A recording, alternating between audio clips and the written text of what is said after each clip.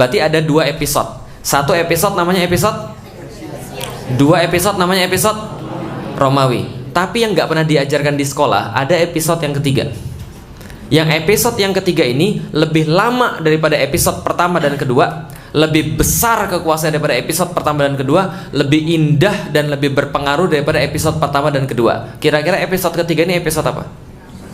Ya kalau nggak Islam kita nggak akan bahas. Cuma nggak ada nusantaranya di situ, jelas ya. Nah, Islam ya. Jadi episode yang ketiga adalah episode Islam. Nah, episode ini episode Islam. Bagaimana ceritanya? Nih ceritanya Ibu sekalian. Semuanya bermula pada tahun 1 Hijriah atau kita kenal dengan tahun 622 Masehi. Maksudnya apa sih Masehi, Ustadz? Masehi itu artinya adalah tahun yang dihitung setelah lahirnya Al-Masih. Al-Masih. Boleh nggak Ustadz kita pakai tahun Masih? Boleh, nggak ada masalah, nggak dosa. Loh toh kita juga beriman pada Isa Al-Masih. Kita juga beriman pada Yesus Kristus. Sama nggak Ustadz Yesus Kristus dengan Isa Al-Masih? Sama. Bedanya cuma lafaz saja. Kalau Isa itu bahasa Arab, bahasa Ibraninya Isa, bahasa Yunaninya Jesus. Bahasa Arabnya Al-Masih, bahasa Ibraninya Mesias. Pemain bola paling hebat siapa? Nah itu Mesias artinya. Mesias.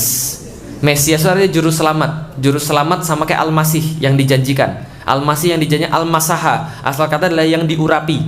Bahasa Ibraninya Mesias, bahasa Arabnya Al-Masih, bahasa Yunaninya Kristos. Jelas maksud saya? Yang tidak boleh mengakui dia sebagai Tuhan, itu nggak boleh. Tapi kalau nama itu kadang-kadang beda-beda. Di Indonesia namanya Muhammad, di Malaysia namanya Muhammad, di Betawi namanya Mamat. Tapi sama nggak? Sama. Di Turki Mehmed, sama nggak? Sama. Di Cina Mo. Wah udah gitu aja Mo. Itu jadi apa? Jadi marga. Contoh misalnya kalau ada marganya Mo atau Ma, itu berarti Muslim. Contohnya Ma Sanbao yang di Indonesia terkenal dengan nama Cheng Ho. Itu artinya marganya Mo Muhammad atau Ma Muhammad. Jelas sampai di sini? Nah, saya cuma pengen ngasih tahu Yesus Kristus itu tidak salah karena dia Isa Al-Masih. Berarti Al-Masihi yang dihitung dengan Masehi artinya setelah kelahiran Isa Al-Masih atau Yesus Kristus. 1 Hijriah itu sama dengan 622 Masehi. Artinya 1 Hijriah itu diperingati kapan? Dulu para sahabat debat. Kita harus punya tanggalan sendiri. Kita harus punya tahun sendiri. Lalu para sahabat mengajukan, oke, kalau gitu saya mengajukan tahun kita dimulai dari kelahiran Nabi Muhammad. Yang lain bilang, enggak deh, nanti sama kayak orang-orang Nasrani dong. Ya sudah, kalau gitu tahun kita dimulai dari turunnya wahyu, nuzul Quran. Enggak deh. Kalau gitu ada apa? Semuanya debat. Akhirnya yang dipilih adalah pendapatnya Umar bin Khattab. Umar bin Khattab mengajukan ada satu momen yang sangat penting di dalam hidup kita, sekaligus di dalam agama kita. Momen itu bukan kelahiran Nabi, bukan juga nuzul Quran, tapi momennya adalah hijrah. Jelas ya? Dari Mekah ke maka namanya tahun Hijriah. 1 Hijriah 622 Masehi terjadi satu momen yang sangat penting di dalam Islam. Sebentar. Yaitu adalah momennya hijrahnya Rasul dari Mekah ke Madinah. Kemudian di Madinah beliau menegakkan sesuatu yang oleh para ulama-ulama disebut dengan Daulah Islam Nabawiyah. Saya jelaskan sebentar. Sorry lagi agak batuk sedikit. Nah jadi ini adalah Daulah Islam Nabawiyah, disebut dengan Daulah artinya adalah negara Islam yang terletak di daerah Madinah. Daulah Islam Nabawiyah Madinah, atau disebut dengan ya Madinah saja, atau Daulatul Rasul, terserah. Yang penting namanya adalah Daulah Islam Nabawiyah. Rasul menegakkan Islam yang berfungsi sebagai sebuah negara yang melindungi segenap umat Islam. Nah itu benderanya Ibu sekalian. Yang di bawah itu bendera Rasul ya. Jelas ya, bukan bendera ISIS ya. Yang bilang bendera ISIS berarti Anda anak buahnya abu-abu yang kemarin itu ya. Jelas ya. Bendera Rasul kemudian berdiri di situ. Bendera Rasul ada dua, karena Troyatu sallallahu alaihi wasallam saudah waliwauhu abyadha. Sesungguhnya panji Rasul berwarna hitam dan benderanya berwarna putih. Maka ketika Rasul menegakkan Islam di sana, lihat sebelah kiri Romawi, sebelah kanan Persia. Yang sebelah kanan usianya sudah 1173 tahun, yang sebelah kiri usianya sudah 650 tahun. Bayangkan, yang sini sudah tua banget, hampir sampai ke ajalnya, yang di sini lagi muda-muda banget, lagi hot-hotnya. Paham Ibu sekalian? Sedangkan yang di tengah ini baru 0 tahun. Literally, secara benar-benar ngomong, Rasul diapit oleh 2 raksasa dunia. Bisa dipahami? Raksasa sebelah kirinya adalah Persia, raksasa sebelah kanannya adalah Romawi. Tapi hebatnya coba kita lihat, Rasul nggak pernah takut sama Romawi dan Persia. Setelah muncul Rasul baru direken oleh Romawi dan Persia. 1 Hijriah terjadi satu peristiwa yang sangat penting. Selain daripada hijrah Rasul dari Mekah ke Madinah, terjadi perang besar antara Romawi dan Persia. Jadi Romawi dan Persia memutuskan, saya nggak tahan lagi dengan kamu. Kamu selalu mengganggu saya. Saya juga emang tahan lihat kamu. Emang kamu bagus apa? Kita perang aja. Perang besar antara Romawi dan Persia. Saking besarnya perang ini jadi pembicaraan trending topik pada saat itu, Ibu sekalian. Ketika jadi trending topik pada saat itu, langsung kemudian didengarkan oleh para sahabat. Maka sahabat tanya pada Rasulullah Sallallahu Alaihi Wasallam, ya Rasul, kira-kira yang menang Romawi atau Persia? Ini adalah sebuah dalil bahwa para sahabat sangat memperhatikan kondisi politik dunia pada saat itu. Jelas sampai di sini? Jadi kalau ada yang bilang pada Anda politik itu nggak usah dipedulikan, yang penting kita sholat, dunia itu terlaknat dan seisinya. Enggak, para sahabat memperhatikan dunia pada saat itu. Nanya pada Rasulullah Sallallahu Alaihi Wasallam, siapa yang menang, Persia atau Romawi? Kayaknya Persia deh Rasulullah. Kenapa? Lebih berpengalaman. Kayaknya Romawi deh Rasulullah. Lah kenapa? Dia lebih semangat. Yang mana yang Rasul yang menang? Rasul diem aja, Rasul nggak menjawab. Karena Rasul nggak punya pengetahuan tentang semua itu. Yang jawab adalah langsung Allah Subhanahu Wa Taala menjawab pertanyaan para sahabat, siapa yang menang dengan pertempuran Romawi dan Persia? Apa jawabannya? Ini jawabannya. Ghalibatir Rum fi atnal ard. Kata Allah Subhanahu Wa Taala, Ghalibatir Rum fi atnal ard. Akan dikalahkan orang-orang Romawi di tempat paling rendah di atas muka bumi. Fi atnal ard. Ada yang bilang bahwa dalam waktu dekat orang-orang Romawi akan kalah. Tapi ada yang menarik, ternyata Romawi itu dihabisi sama Persia di Laut Mati, tempat paling rendah di atas muka bumi. Begitu akuratnya Al-Quran. Jadi Gulibatir Rum fi atnal ard, akan dikalahkan orang-orang Romawi oleh orang-orang Persia fi atnal ard. Tapi tidak selesai sampai di sana. Perhatikan, wahum mim ba'di ghalabihim sayaghlibun fi bid'i sinin. Akan tetapi mereka setelah dikalahkan sayaghlibun, akan hidup kembali atau akan menang kembali melawan Persia setelah fi bid'i sinin. Perhatikan, fi bid'i sinin. Bid'i ini dalam bahasa Arab adalah hitungan antara 1 sampai 9. Jadi kata Allah, Romawi akan dikalahkan. Setelah dikalahkan Romawi, akan menang kembali mereka melawan Persia. Kata Allah, dalam waktu 1 sampai 9 tahun lagi. Jelas sampai di sini? Nggak mungkin lebih daripada itu. Kira-kira kalau Allah yang bilang betul atau betul? Betul. 7 tahun berselang daripada ayat ini turun. Ayat ini turun tahun 622. 7 tahun berselang daripada tahun itu, langsung kemudian ada satu kejadian yang sangat luar biasa. Tanpa diduga, tanpa diprediksi oleh siapapun, sebagaimana nggak ada orang yang prediksi Brazil kalah lawan Belgia, Bapak-Ibu sekalian. Nggak ada yang prediksi sama sekali. Atau nggak ada yang prediksi Jerman kalah lawan siapa tuh? Korea Selatan gitu kan ya.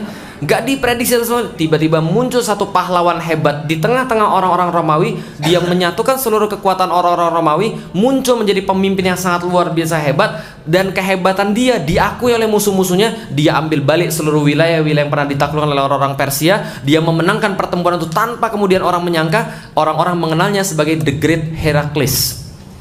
The Great Heracles. Namanya Heraklius yang hebat, Heraklius yang agung. Heraklius dilukiskan membawa salib suci yang direbutnya kembali daripada orang-orang Persia, karena orang Persia pernah mengambil salib yang dianggap oleh mereka tempat penyaliban Yesus.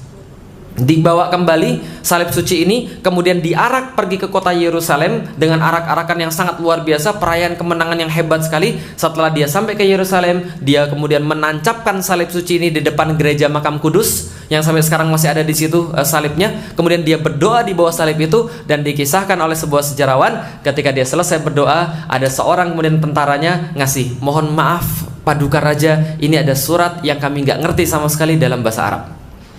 Ya saudara sekalian, ternyata ngapain dia tahun 629? Dia dapat surat dalam bahasa Arab tertanda Muhammad Sallallahu Alaihi Wasallam.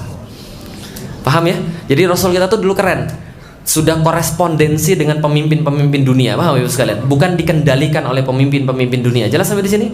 Oke, baik Ibu sekalian. Kalau gitu kita lihat, ternyata yang dikirimin surat bukan hanya Heraklius, Tapi yang dikirimin surat juga adalah Raja Persia yang sudah kalah tadi. Namanya adalah Kisra. Kisra itu dikirimkan kemudian surat juga, dan suratnya kayak begini. Masya Allah, ini suratnya sampai sekarang masih ada. Tulisan tangan Rasul ya, tulisan tangan Rasul Ustaz? Bukan. Rasul nggak bisa nulis. Kan ummi, tidak bisa nulis, tidak bisa baca. Yang nulis siapa? Wallahu a'lam bishawab. Ada kemungkinan bisa jadi Ali bin Abu Thalib atau kemudian Zaid bin Harithah yang menuliskan kemudian surat Rasulullah Shallallahu Alaihi Wasallam. Nah, bagaimana bunyi suratnya? Gak usah baca di atasnya, saya juga nggak paham. Nah, kenapa bahasa Arab zaman dulu nggak seperti bahasa Arab zaman sekarang? Saya sering pergi ke museum, lihat Quran zaman dulu, ini surat apa gitu kan ya. Jadi kita nggak paham. Jadi intinya kalau misalnya di bawahnya, nah yang ini yang warna hitam ini stempel Rasulullah. Stempel Rasulullah, tulisannya apa? Di bawahnya Muhammad, di tengahnya Rasul, di atasnya Allah. Bacanya Muhammad Rasul, bukan Allah Rasul Muhammad ya, jelas ya. Lah kenapa tulisnya di bawahnya Rasul, tengahnya adalah Muhammad, atasnya adalah Allah? Itu adalah aturan kaligrafi. Allah itu dia taruhnya di atas. Itu adalah etis dalam seni. Nah, ini adalah kemudian khatamnya Rasulullah, apa namanya? Segelnya Rasulullah yang sekarang ISIS pakai jadi bendera dia. Jadi Anda boleh jadi nggak suka ISIS, Anda boleh jadi nggak suka, tapi jangan injek-injek benderanya. Karena yang benderanya itu adalah khatamnya Rasulullah, jelas ya? Jadi kalau gitu saya jelaskan dulu apa isinya. Ini adalah kemudian nas risalatu Rasulillah. Inilah kemudian nas daripada kemudian surat yang dikirim oleh Rasulullah Sallallahu Alaihi Wasallam kepada Kisra Malikul Faris, Malikil Faris. Yaitu kemudian kepada Kisra pemimpinnya Persia. Bagaimana kemudian artinya? Nih, kita baca bareng-bareng. Bismillahirrahmanirrahim. Dengan nama Allah yang Maha Pengasih dan Maha Penyayang. Min Muhammadin Rasulillahi ila Kisra Azimul Faris. Sesungguhnya ini adalah surat yang dikirimkan oleh Muhammad Nabi Allah kepada Kisra pemimpin Persia. Salamun alaman ittiba'ul huda. Keselamatan bagi siapa saja yang mengikuti petunjuk. Jadi kalau Anda mau ngasih salam terus ada orang non muslim, boleh pakai begini. Salamun alaman ittiba'ul huda. Keselamatan hanya bagi orang-orang yang mengikuti petunjuk daripada Allah Subhanahu wa taala. Kan kita kan enggak boleh mendoakan selamat pada orang yang bukan muslim. Wa amana billahi wa rasulihi wasyhadu an la ilaha illallah. Maka engkau kami perintahkan untuk bersyahadat tidak ada Tuhan selain Allah, dan bahwa wahdah satu-satunya dia, la syarikalah, tidak ada yang seserikat dengan dia, wa anna Muhammadan abduhu wa rasuluhu wad'uka bidda'illah. Dan kami menyuruh engkau dengan dakwah daripada Allah Subhanahu wa taala. Fa inni ana Rasulullah sallallahu alaihi wasallam ilan nasi kafah. Dan saya adalah utusan yang diutus oleh Allah untuk seluruh manusia, liungdzira man kana hayyan, untuk memperingatkan kepada siapapun yang masih hidup, wa yuhiqul qaul, dan membenarkan perkataan alal kafirin, terhadap orang-orang yang kafir. Yang paling penting yang di bawah ini. Nah, ini yang paling penting. Fa aslim taslam. Anda nggak baca yang atasnya nggak ada masalah. Yang paling penting yang di bawah. Fa aslim taslam. Kata Rasul, berislamlah Anda selamat. Fa aslim taslam. Fa in abaita, kalau engkau menolak saya, kalau engkau menolak untuk berislam, fa inna ismal majusi alaik, maka engkau menanggung seluruh dosa orang-orang Persia. Pertanyaan saya, ini surat rayuan atau surat ancaman? Surat peringatan atau surat ancaman? Dua-duanya, peringatan sekaligus ancaman. Dan ini suratnya ketika dapat sama kemudian didapat oleh Kisra Persia, langsung dirobek. Lah kenapa? Kurang ajar, kata dia. Lah kenapa kurang ajar? Bapak Ibu sekalian, namanya bawahan. Kalau ngirim surat kepada atasan, biasanya disebut atasannya dulu atau bawahnya dulu? Kepada Bapak yang terhormat, kepala bagian yang hebat sekali, tiada taranya, kegantengannya, terkenal seantero dunia, kan katanya. Dari saya, hambamu, bawahanmu yang sangat baik hati juga, kami mau minjem duit, kan gitu kan ya, misalnya. Surat-surat kan begitu kan ya. Pertama disebutkan lu kepada siapa, dan lengkap dengan pangkat-pangkatnya untuk menghormati dia. Dari siapa yang sangat lemah ini, fakir, nggak punya apa-apa, baru tujuannya. Saya mau minta libur, misalnya gitu kan ya. Nah ini kemudian ini etika surat. Tapi ini sangat sekali nggak etika menurut orang-orang Persia. Lah kenapa? Yang dikirim itu namanya Syahansyah. Julukannya Syahansyah, raja di atas raja, Pak. Bayangkan, jadi dia tuh sudah raja di atas raja pula. Lalu kemudian dia tuh menaklukkan banyak tempat. Walaupun baru kalah tapi pasukannya masih banyak, masih luas kemudian seluruh wilayahnya. Tapi dikirim oleh min Muhammad, saya Muhammad. kepada Kisra, itu dari kayak atasan pada bawahan, paham Ibu sekalian? Maka dia ngamuk, langsung dirobek-robek. Setelah dirobek-robek, utusannya mau diancam bunuh. Utusannya Rasul mau diancam bunuh, utusannya lari, lalu kemudian bawa kuda, lalu kemudian lapor pada Rasulullah, ya Rasulullah, ini suratmu dirobek-robek sama Raja Persia. Apa kata Rasulullah? Mazqallahu fi mulki. Maka Allah akan merobek-robek kekuasaan dia sebagaimana dia merobek-robek merobek-robek surat dari saya. Kira-kira kalau Rasul sudah ngomong begitu, kejadian atau tidak? Wah, hati-hati. Enggak sampai 20 tahun ibu-ibu sekalian, enggak sampai 20 tahun seluruh wilayah 7,4 juta kilometer persegi itu masuk dalam wilayah Islam. Paham ibu sekalian? 7,4 juta kilometer masuk dalam wilayah Islam oleh satu orang pemuda namanya Sa'ad bin Abi Waqqas sama Khalid bin Walid.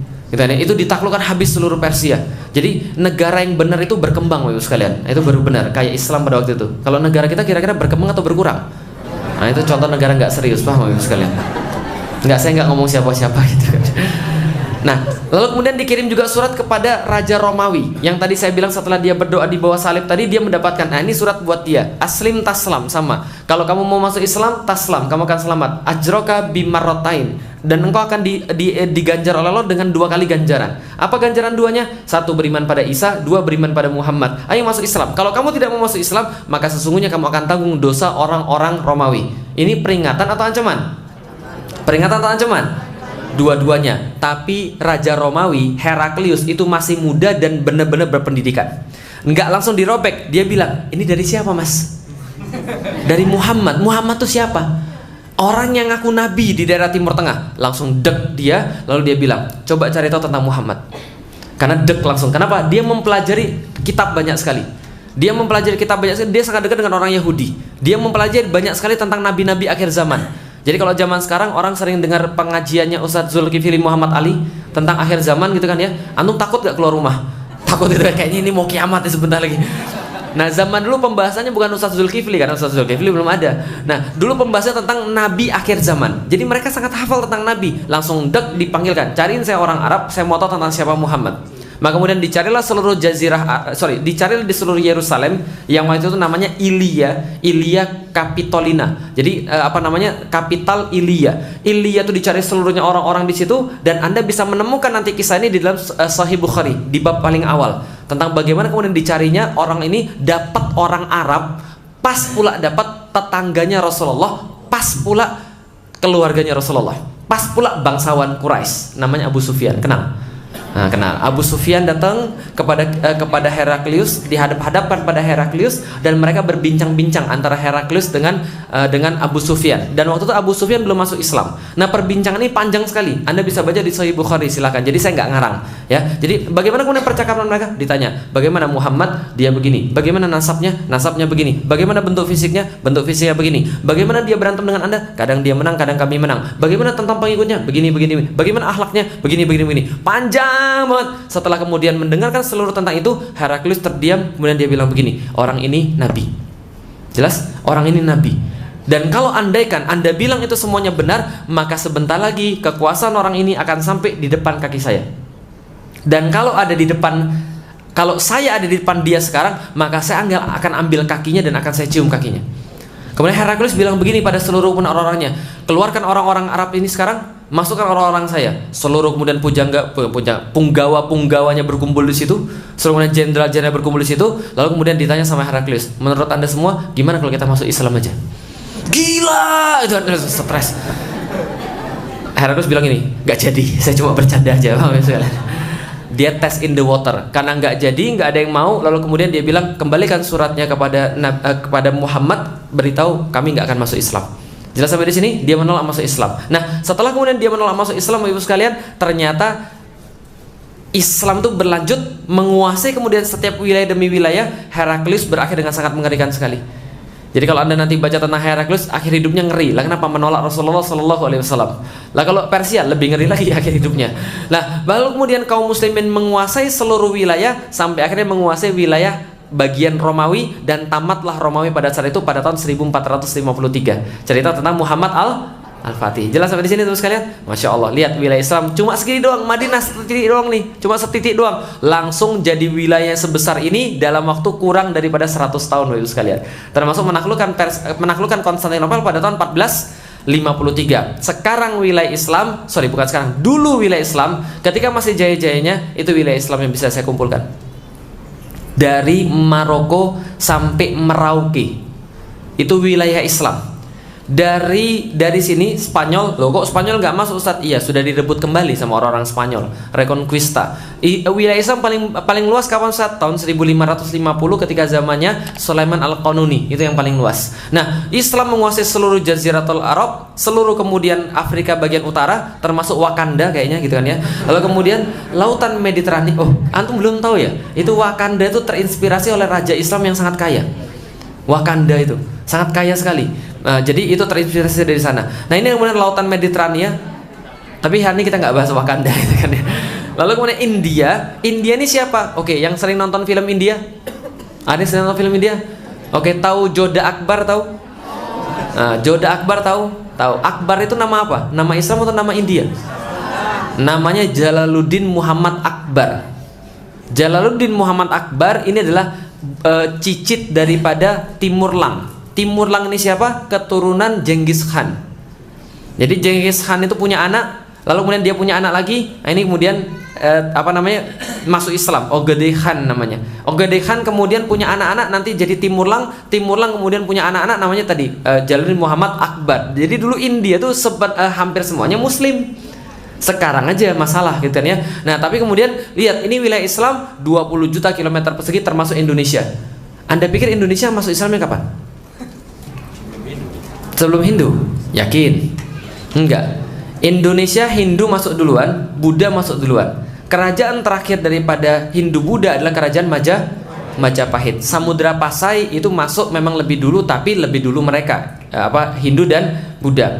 Majapahit itu terakhir pada tahun sekitar 1400-an, itu diganti oleh kemudian kerajaan Islam pertama, namanya kerajaan Islam Demak.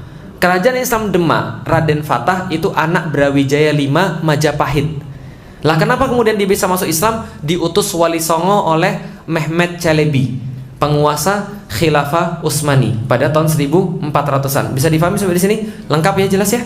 Nah, Islam kemudian memimpin sepanjang itu, dan tidak hanya memimpin sepanjang itu, dia memberikan keluar biasaan yang sangat hebat. Ditemukanlah kemudian teknologi nggak pernah ada pada zamannya. Dihiasilah dunia dengan kehebatan-kehebatan yang nggak pernah ada pada masanya. Orang-orang Arab Islam melukis langit-langit, lalu memberi nama-nama bintang di langit dengan nama-nama dia, gitu kan ya, Aldebaran gitu kan ya. Lalu kemudian bintang apa lagi misalnya, yang kala jengking itu apa gitu namanya, apa namanya? Bukan Scorpio, itu bahasa Latin gitu kan ya.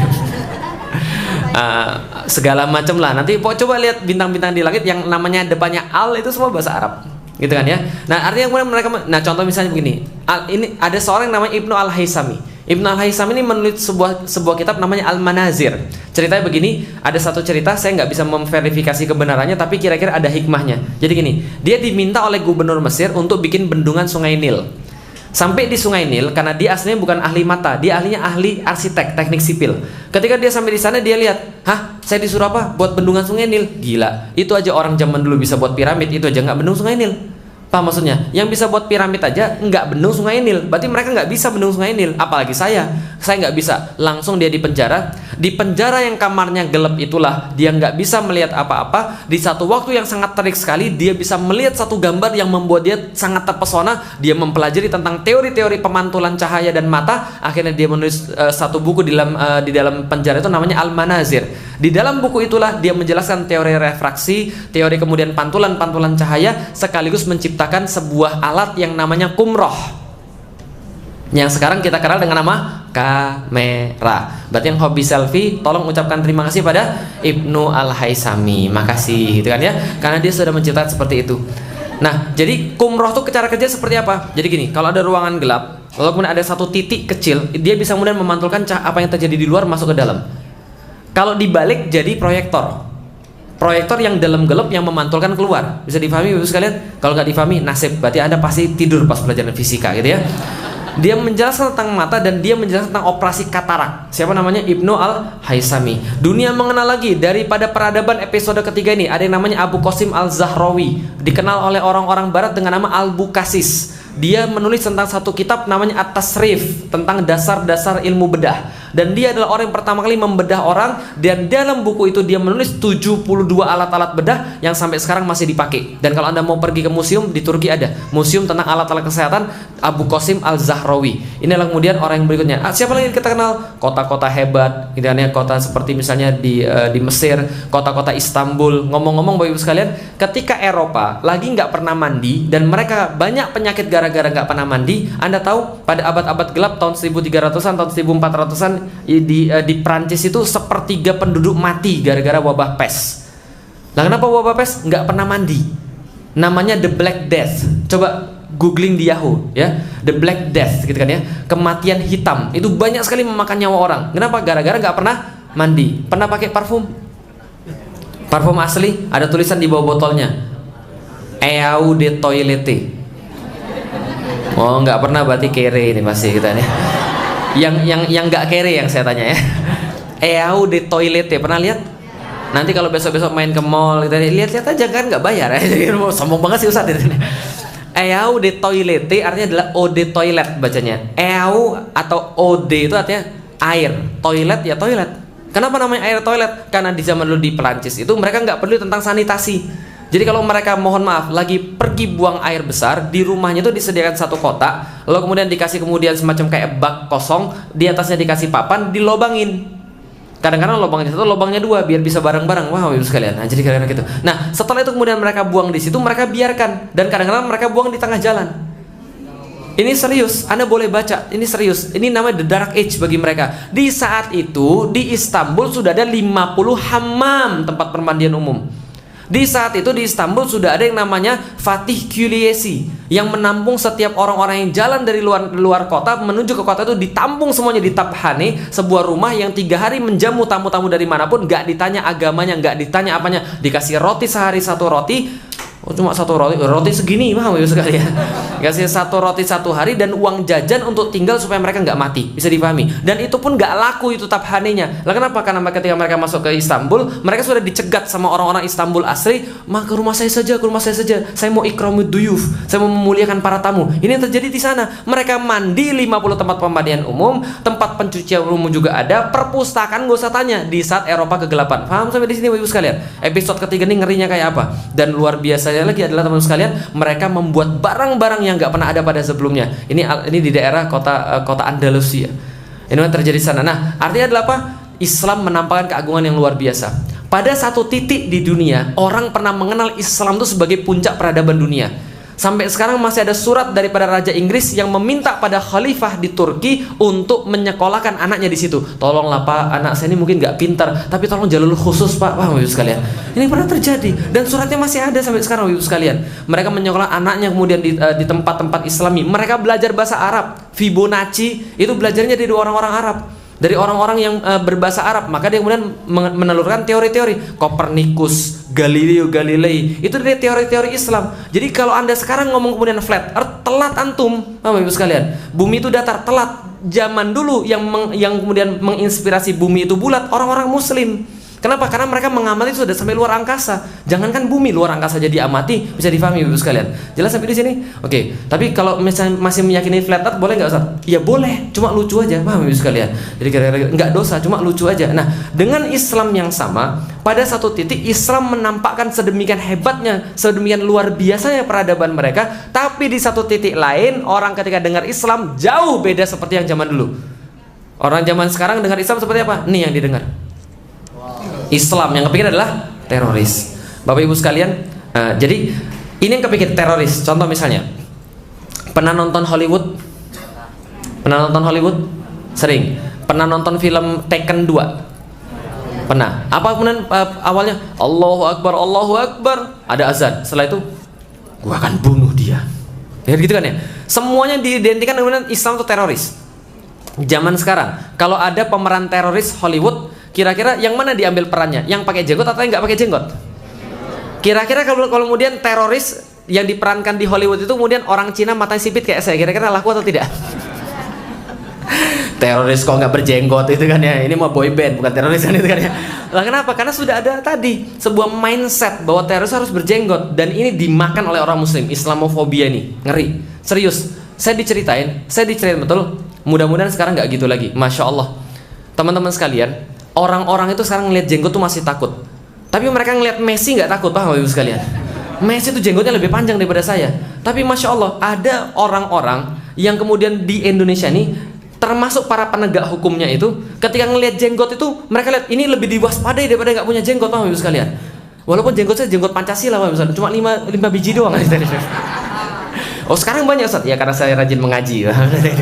Nah, nggak, tapi pengen saya kasih itu adalah semua kemudian Islam itu diidentikan dengan teroris. Kamu orang mana Islam? Wah, kamu mau ngebom ya? Masalah begitu. Yang dilakukan oleh orang Islam pasti dikatakan teroris jihad. Tapi yang dilakukan oleh orang-orang kafir, mereka bunuh 500 orang, oh ini orang gila, gunman gitu kan ya. Orang stres. Ini bermasalah. Kenapa? Islamofobia. Benar-benar distigmatisasi negatif. Zaman dulu orang mengenal Islam, orang baik, pintar, terdidik. Kamu orang Islam ya? Sembuhin aku kan gitu kan ya. Lalu apa? Orang Islam pasti dokter, kan gitu. Oh, kamu orang Islam, ajarin aku. Orang Islam pasti pintar. Sekarang kamu orang Islam ya? Sebentar, kan jangan deket-deket saya. Gitu kan ya? Apalagi pakai cadar, jangan deket-deket saya. Ini zaman sekarang begitu. Orang takut dengan agamanya sendiri, dengan budayanya sendiri, dengan biahnya sendiri. Ini sudah luar biasa, stigmatisasinya luar biasa. Nah, negara muslim terbesar di Indonesia, tapi Masya Allah, kemiskinan di mana-mana. Bapak Ibu sekalian, andaikan dulu saya cuma ngelihat muslim, saya nggak bakal masuk Islam. Nggak bakal saya masuk Islam. Untungnya saya nggak ngelihat muslimnya, yang saya lihat adalah Islamnya. Maka ulama-ulama bilang al-Islamu mahjubun bil muslimin. Sesungguhnya Islam itu tertutup kehebatannya oleh orang-orang muslim yang sekarang kacau balau. Lihat, orang-orang minta banyak sekali. Di Pantura pulang kampung itu minimal ada 4 sampai 5 gentong cuma di Indramayu saja. Paham Ibu sekalian? Yang ngalahin orang untuk kemudian nyari sumbangan, dan sampai sekarang nggak selesai itu masjidnya. Paham Ibu sekalian? Orang ngelihat itu Islam tuh bawaannya sumbangan. Zaman dulu Ibu sekalian, di rumah saya pas saya masih belum muslim, ada seorang laki-laki masih kecil, umur kelas 3 kelas 4, pakai peci putih, lusuh, bawa map. Ngapain dia?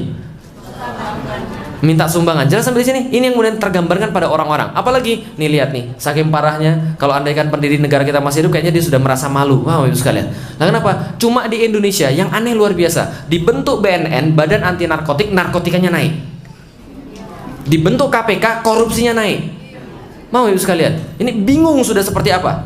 Dibuat kemudian polisi-polisi dibuat badan kehormatannya bermasalah. Dibuat kemudian MPR dan DPR untuk mengawasi, MPR DPR-nya bermasalah. Dibuat badan kehormatan MPR, badan kehormatannya bermasalah. Dibuat KPK-nya masalah juga. Bisa dipahami Ibu sekalian? Masalahnya apa? Bingung orang. 11,7 juta anak putus sekolah. Itu data tahun 2008 Ibu sekalian. Hanya orang-orang kaya yang bisa kemudian sekolah. Orang-orang makan seperti generasi sekarang. Coret-coret. Ini materi saya buat tahun 2009, belum ada TikTok. Nah, kalau mungkin sekarang perlu saya ganti gitu ya. Orang-orang sudah sudah setengah hilang akalnya gara-gara aplikasi-aplikasi semacam itu. Masya Allah, coret-coret. Sampai sekarang masih ada coret-coret nih, Masya Allah Ibu sekalian. Dan coret-coretnya juga cuma coret-coret, tapi kelakuan mereka tuh, coba lihat. Ini, lihat nih, Islam. Sebentar. Lihat nih. Lihat. Jangan Anda dulu ini ya, masuk di sini. Lihat, agamanya apa ini? Coba lihat. Woi, tren terbaru. Oh, fashion. Iya. Lihat tuh. Ini seorang wanita dicolek nggak apa-apa, dipegang nggak apa-apa. Sudah, nggak ada harga diri sama sekali. Coba bayangkan gede ini jadi apa nih kira-kira? Ngerokok, minum-minuman keras. Nggak hanya itu teman sekalian. Coba lihat apa di sini? Bakar motor orang. 2008. Lihat.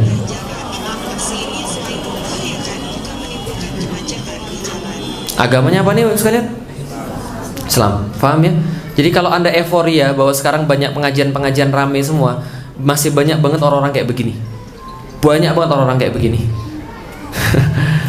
Kemarin saya datang ke sini santai-santai sama teman-teman main duduk-duduk di belakang, ada anak-anak kecil.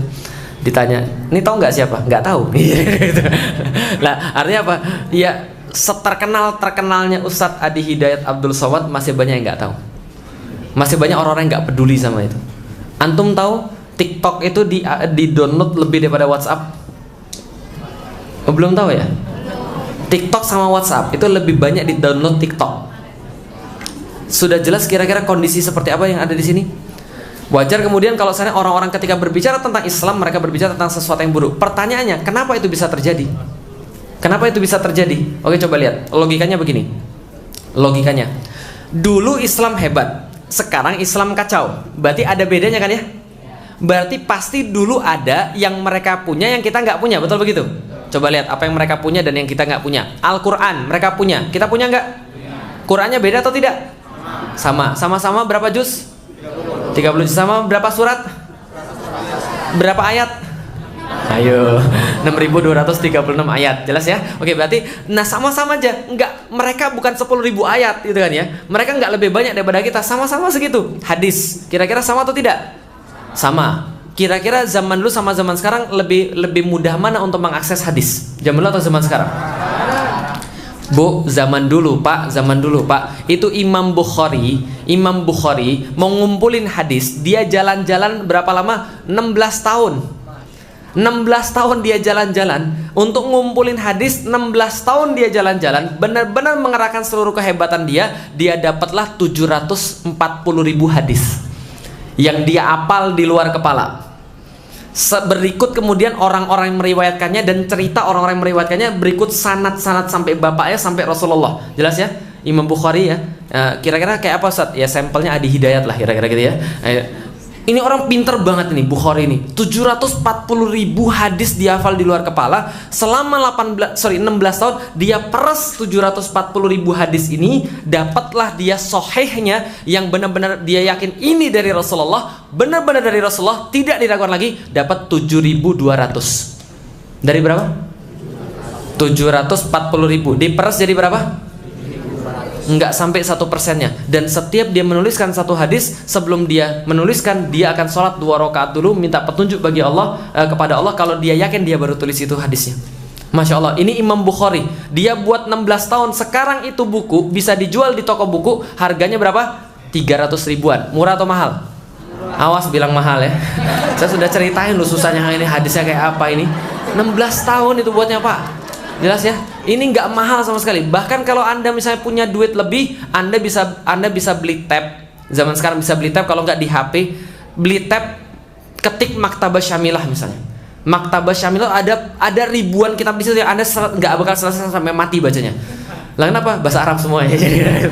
Lah, tapi ini kalau Anda pun masih nggak bisa juga. Di dalam tab Anda tuh Anda bisa install Kutubus Sittah atau Kutubut Tis'ah. Anda bisa install 9 kitab hadis yang dibuat oleh para ulama. Masya Allah. Dan Anda tinggal search, gampang banget, nggak kayak dulu.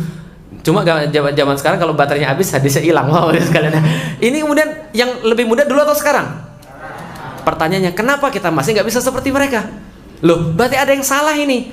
Mereka lebih pintar Ustaz? Enggak juga. Bisa dipahami Ibu sekalian. Arab sudah saya tunjukin zaman dulu, ada nggak yang pengen? Sumber daya Arab tuh nol Ibu sekalian. Mereka cuma jago ngafal saja, tapi mereka nggak ada yang lain, berantem melulu, nggak ada sumber daya. Tapi ketika datang Islam baru mereka hebat. Tapi kita Islam juga nggak? Kita juga Islam, harusnya kita bisa. Nah, pertanyaannya apa? Oke, kalau gitu kita cari. Inilah yang kemudian saya katakan, dulu mereka punya 3 pilar yang mereka senantiasa terapkan. Ini yang membuat jadi kayak tadi. Jadi sejarah yang kita lihat episode ketiga. Oke, pilarnya apa saja? Yang pertama individu, yang kedua masyarakat, yang ketiga negara. Jelas sampai di sini?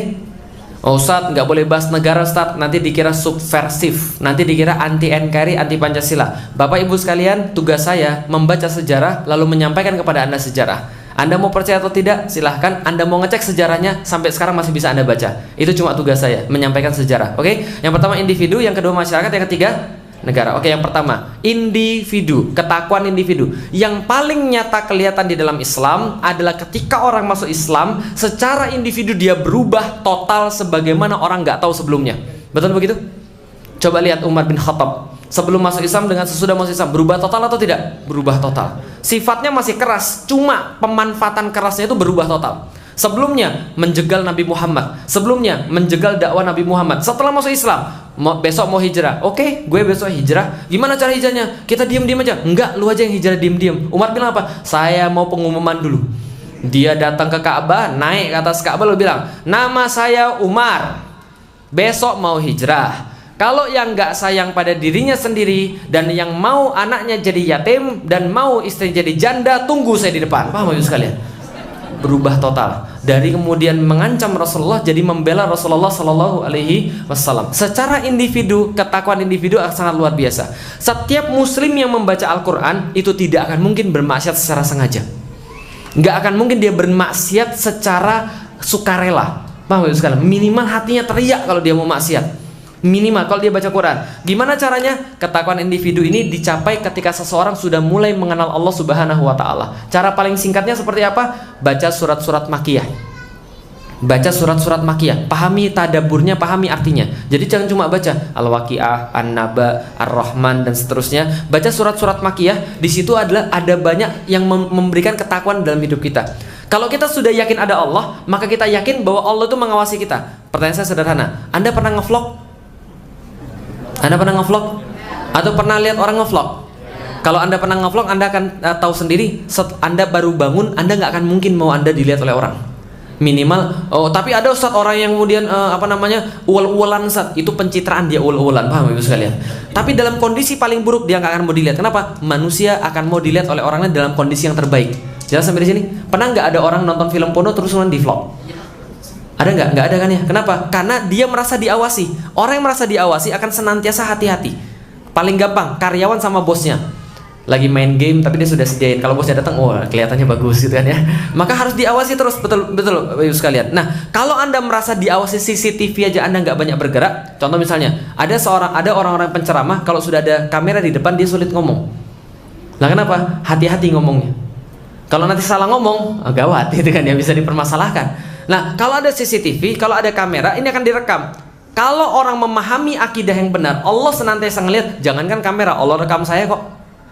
Jangankan kemudian cuma kamera, cuma di dunia, Allah mempertanggungjawabkan semua yang saya katakan. Maka apa yang saya katakan, jangankan antum mau rekam, antum mau sebarkan, terserah. Allah kemudian mencatat omongan saya. Bisa dipahami Ibu sekalian? Orang yang kemudian berada dalam akidah Islam, dia merasa diawasi oleh Allah. Maka ketika dia diawasi oleh Allah, dia nggak banyak bermaksiat. Contoh misalnya, suatu waktu Rasulullah Shallallahu Alaihi Wasallam mengatakan ada seseorang yang sangat luar biasa ketakwaan individunya, walaupun nggak dilihat oleh orang lain. Jadi gini, seorang laki-laki beli tanah pada seorang laki-laki yang lain. Ternyata setelah dia beli, dia mau nanam di tanah itu, pas dia gali dapat emas. Emasnya bukan 1 2, selantak 2 lantak emas. Jelas sampai di sini, emas banyak sekali. Setelah dia dapat emas, kalau ada yang dapat emas, kira-kira gimana? Kira-kira gimana? Dia ambil, lalu dia bawakan kepada yang jual. Dia bilang, mohon maaf akhi, yang saya beli kemarin itu adalah tanah, saya nggak beli emas. Karena itu ini saya dapat emas, maka ini tidak ada dalam akad kita. Sekarang saya balikin emasnya kepada kamu. Apa kata yang jual? Mohon maaf akhi, yang saya jual kemarin itu tanah berikut isi-isinya. Berarti ini emas bukan punya saya. Oh, cap ini juga bukan punya saya, ini juga bukan punya saya. Akhirnya diserahkan kepada hakim. Hakim kemudian memanfaatkan ini untuk kepentingan umum. Jelas Bapak Ibu sekalian, sama-sama nggak mau emas. Bayangkan itu terjadi pada masa sekarang. Jangankan emas di dalam tanah, yang di luar aja hilang, Bapak Ibu sekalian.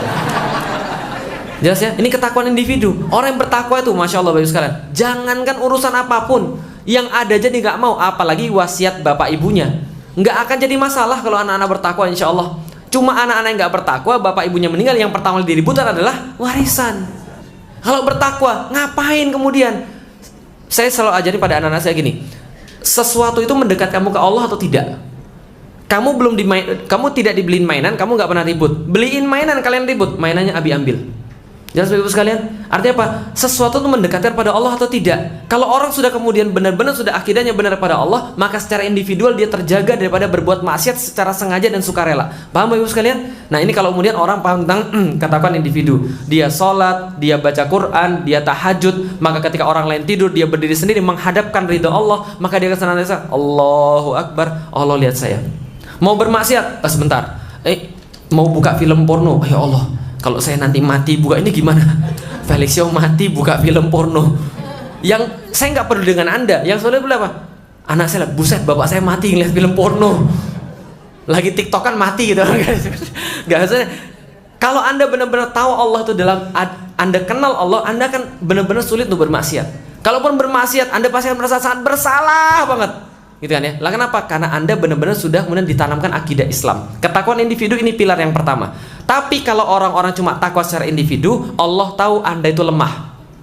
Makanya kemudian Rasul katakan, innama yakulu dzi'bu minal ghanami qasiyah. Sesungguhnya serigala itu cuma memakan domba-domba yang sendirian. Paham maksudnya? Serigala itu ibaratnya maksiat. Maksiat milik orang yang sendirian. Coba lihat saja, orang-orang sendiri itu biasanya maksiat. Makanya ibu-ibu yang punya anak-anak laki-laki yang baru balik, jangan boleh anaknya ngunci pintu. Serius, jangan boleh ada kunci di kamar anaknya. Orang Amerika, pas saya pergi ke Amerika itu, mereka nggak ada kunci di pintu anak laki-lakinya. Lah kenapa? Karena anak laki-laki kalau misalnya sudah di kamar sendirian, ngunci pintu, di dalam ada internet, ada kemudian HP, yang dibuka apa? Kemungkinan besar pornografi. Jelas sampai di sini? Lah kenapa? Karena kesendirian itu akan lebih mudah digoda oleh syaitan. Tapi kalau bareng-bareng biasanya lebih enak untuk beribadah. Contoh, kalau bareng-bareng gini, yuk kita bareng-bareng berjamaah nonton film porno. Jadi begitu? Gak mungkin. Pacaran berjamaah ada? Nggak ada. Pacaran enaknya sendiri-sendiri. Pacaran berjamaah rapat bro. Ibu sekalian. Bukan pacaran itu. Nah maka kemaksiatan itu enaknya kalau sendiri. Tapi berjamaah enaknya tuh beribadah. Maka gimana cara yang kedua? Nah ini masyarakat yang peduli. Ini pilar yang kedua. Jadi kata Rasulullah Shallallahu Alaihi Wasallam, sesungguhnya ibarat daripada orang-orang yang menaati Allah itu seperti menaiki kapal. Kalau kapal itu ada yang di atas, ada yang di bawah, kata Rasulullah. Maka kalau yang di bawah mau ngambil air, dia naik ke atas, menimba air, lalu balik lagi ke bawah. Tapi yang lama-lama, kata Rasulullah, yang bawah bilang, sulit bro. Masa naik turun, naik turun, naik turun. Ini nanti mereka juga bosan kali lihat kita. Gini aja, kita bolongin aja kapalnya. Kalau kita bolongin kapalnya, yang keluarkan air-air keneh. Lalu dibolongin kapal. Yang atas tahu yang bawah lagi bolongin kapal. Tapi yang atas nggak ngomongin yang bawah. Yang tenggelam siapa? Jelas sampai di sini?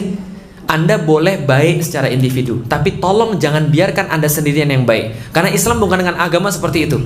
Dari awal Anda baca Al-Fatihah saja, itu sudah berjamaah. Bismillahirrahmanirrahim. Alhamdulillahi rabbil alamin. Ar-Rahmanirrahim. Maliki yaumiddin. Itu semua pujian bagi Allah. Iyyaka, kami ibadah kepadamu. Berarti ibadah itu paling bagus berjamaah. Iyyaka na'budu wa iyyaka nasta'in. Ihdina, kami minta tolong ditunjuki. Berarti petunjuk itu akan datang kalau berjamaah. Jelas sampai di sini?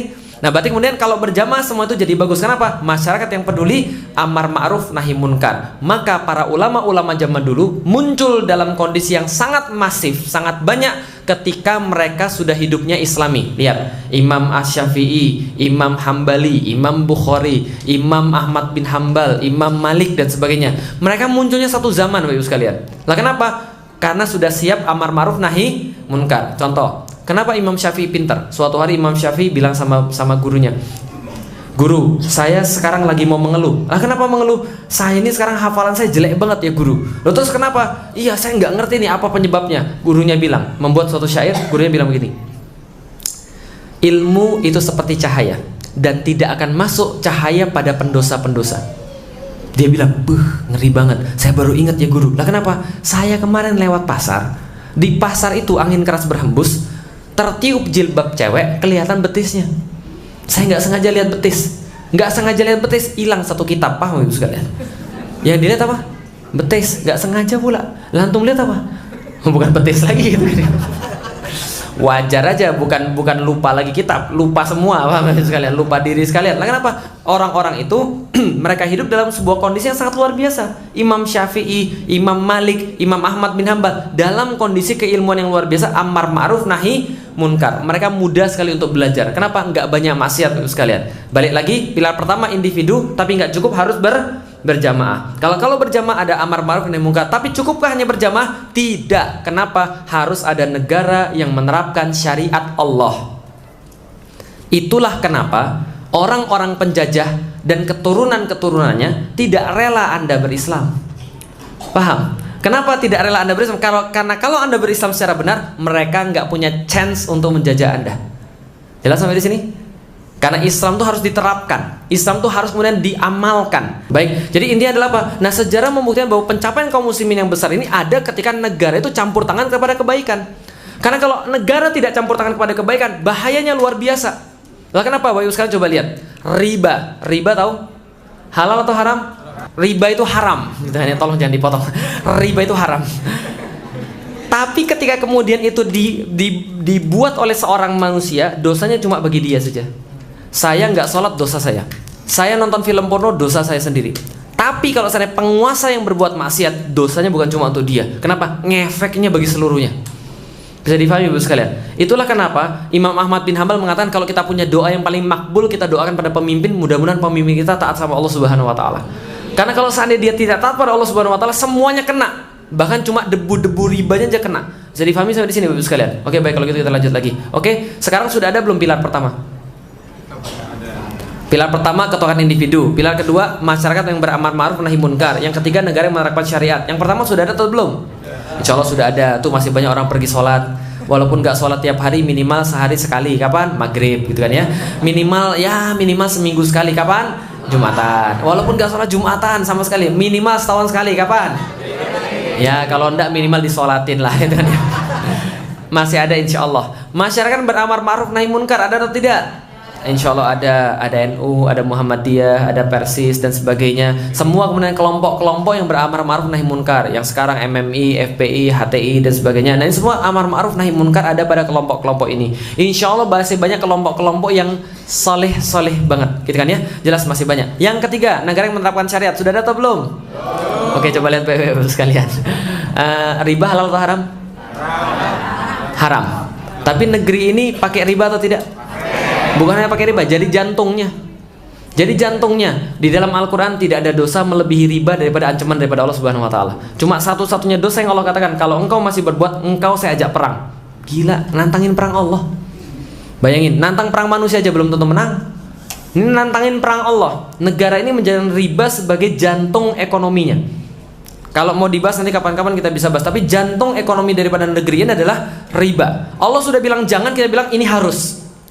Paham Bapak Ibu sekalian? Oke, berarti tidak diterapkan. Negara yang menerapkan syariat tidak ada. Maksudnya seperti apa Ustaz? Negara yang benar-benar menerapkan syariat dalam bentuk yang total. Contoh, bagaimana bentuk yang tidak total? Lihat nih.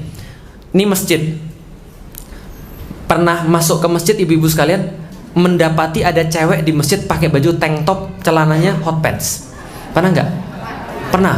Ini pasti orang stres pasti orangnya. Yang lain pernah? Saya nggak pernah.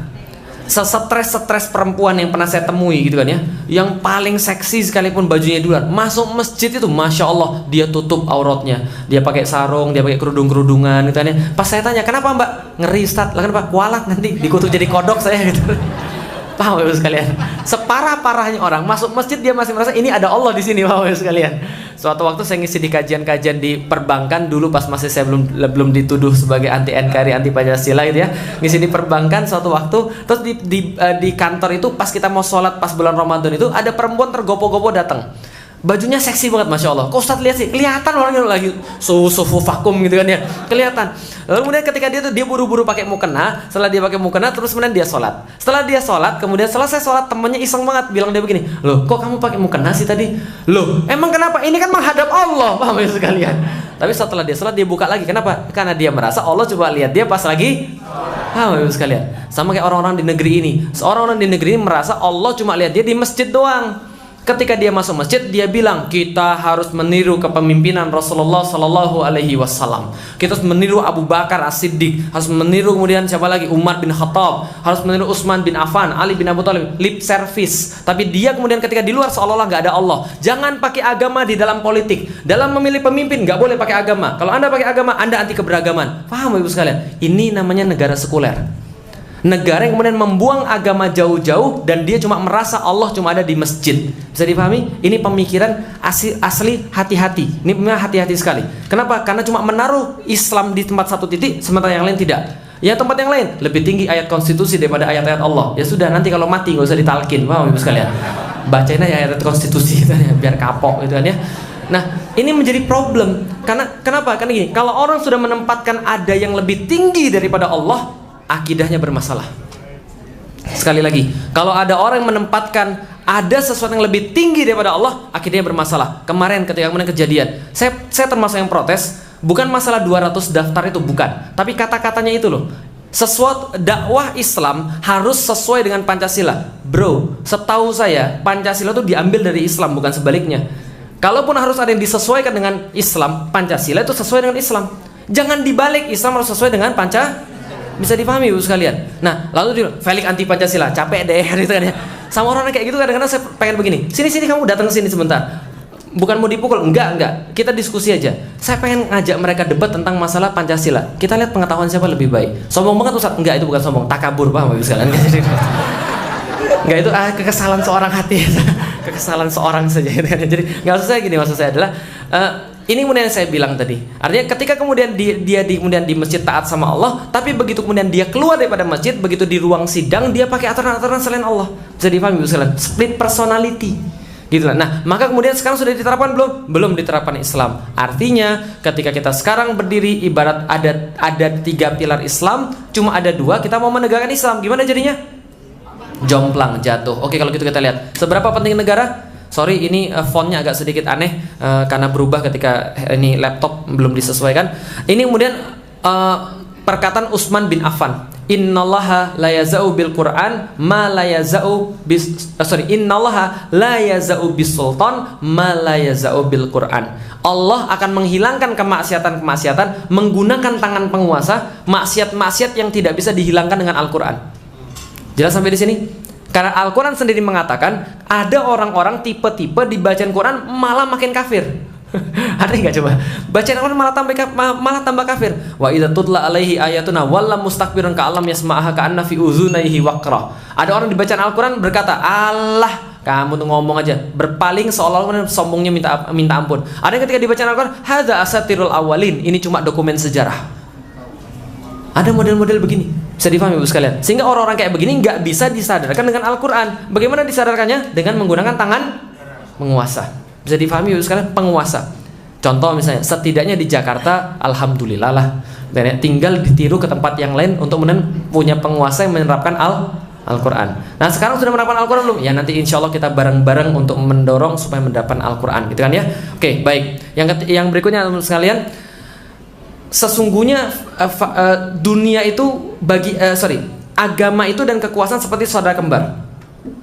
Dunia lagi. Agama atau din itu adalah asasnya. Ad-dinu usun wa sultanu harisun, dan penguasa itu adalah seperti haris, penjaganya. Kalau ada asas, ada dasar, tidak ada penjaganya, kayak rumah tanpa atap. Gimana kalau rumah tanpa atap? Hancur. Sedangkan penguasa tanpa agama seperti atap tanpa rumah. Untuk apa? Paham Ibu sekalian? Akan hilang semuanya, akan hancur semuanya. Nah, maka agama dan kekuasaan itu seperti saudara kembar. Untuk apa kemudian kita nyampein sekarang semua ini? Harus Anda pahami, ketakwaan individu sudah ada, amar ma'ruf sudah ada, yang ketiga yang belum ada cuma apa? Negara yang menerapkan syariat Allah. Dan itu yang insya Allah akan kita senantiasa perjuangkan secara istiqomah. Baik, terima kasih. Ini yang mau saya sampaikan. Kalau ada yang salah saya mohon maaf. Ada yang baik hanya berasal daripada Allah Subhanahu wa Ta'ala.